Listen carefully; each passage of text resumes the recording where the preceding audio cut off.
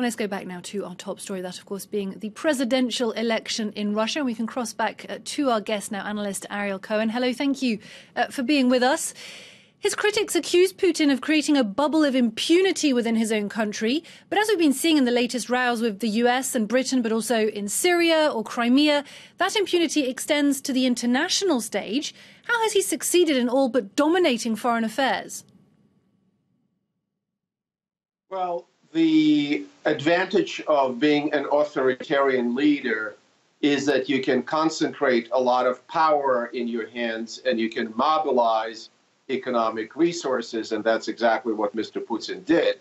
He also is very assertive in foreign policy, which cannot be said about the European leaders. So Europe split because of Brexit, tied in the conflicts because of immigration in Germany and elsewhere, facing the rise of the extreme right, is no longer a match for authoritarian Russia, which benefited greatly from a long period of high oil prices. Of course, now these oil prices came down considerably. The other thing is that with the change of the administration in the United States, the links between the U.S. and Europe became weaker. So all that plays into the hand of Mr. Putin, and there's almost no opposition to speak of inside Russia. And a lot of Russian people like the return to great power status that Mr. Putin is delivering, as well as the improvement of their lives in the first 8 years of his presidency. So he is still popular. I don't know if he's going to get the 70% that he ordered his political system to deliver 70% of support. I doubt it. But at the same time, he would get majority in any election because he controls television, and the majority of Russian people get their news from television.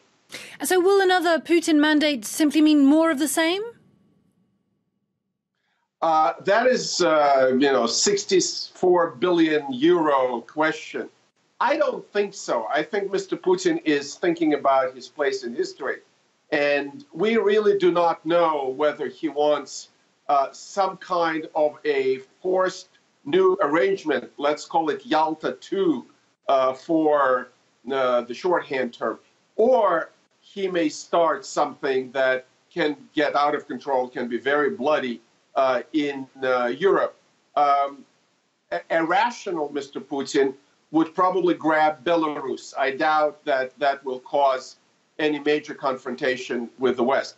A less rational player may provoke a war or a conflict with NATO, at which point all bets are off. There's a path of escalation to a nuclear war. And of course, that is an outcome everybody who is rational would like to avoid. It is very difficult for me to predict right now.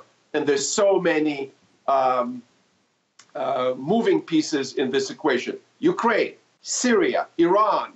The Trump administration may go for an abolishment of the agreement with Iran called JCPOA, and at which point there may be a conflict with Iran, and then the question is whether Russia is going to militarily support Iran or not.